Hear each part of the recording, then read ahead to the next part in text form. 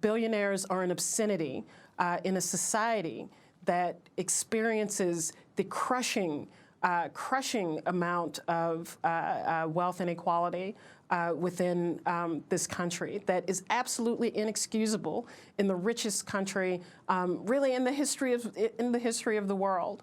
And Sanders' campaign continues to be buoyed, I think, by continuing to come back to this point. And it's not, it's not just the question of the wealth tax, which I think is incredibly important and it is at the root of so many of our issues, the absolute reluctance and fear of the entire political class, regardless of party, of taxing the rich, of taking back our money that goes to line the pockets of the rich to use for the social needs, the desperate social needs across this country. And for him to come out and say that forthrightly is why people are so attracted and drawn to his campaign. His willingness to accept the anger and hatred of the billionaire class on the behalf of working and poor people in this country. And it's not just on that issue. If you look across Sanders' platform, these are policies, if implemented, that would transform the lives of poor and working class people, a disproportionate number of whom, I might add, are African American and Latino. And so I think that this is, bringing to light the connection between the systemic forces that drive inequality and the impact that they have in people's lives. And so for something like housing, I think it shows how Sanders' connection to the social movements, to the people on the ground, then get reflected in the policies that he proposes. Sanders is the only candidate who mentions, within the Democratic field, who mentions in any meaningful way ending segregation, housing segregation, as a political objective.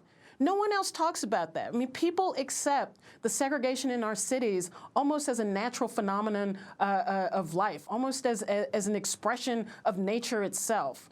And Sanders repeatedly, through his housing plan, talks about the crisis of segregation and the policies that need to be implemented to actually begin to grapple with this issue that deal mostly with rigorous, aggressive enforcement and a ruthless punishment for those within real estate and banking who continue to engage in these practices. And I think that kind of forthrightness, that kind of clarity exists throughout Bernie Sanders' platform.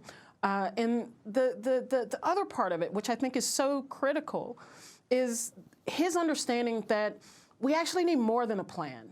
Plans are good. It's good to have an analysis. It's good to understand why this inequality exists, and it's good to call it out, as he and Elizabeth Warren have done. But it's not enough just to have a plan. We need a social movement. And I think Bernie Sanders understands that more than any other candidate that's running. That's what he means when he talks about the political revolution. That's what AOC means when she comes out and endorses him and says that she wants to be a part of the political movement that can make these plans, these platforms actually come to life. Because we know, and Bernie Sanders knows, he could be elected president tomorrow.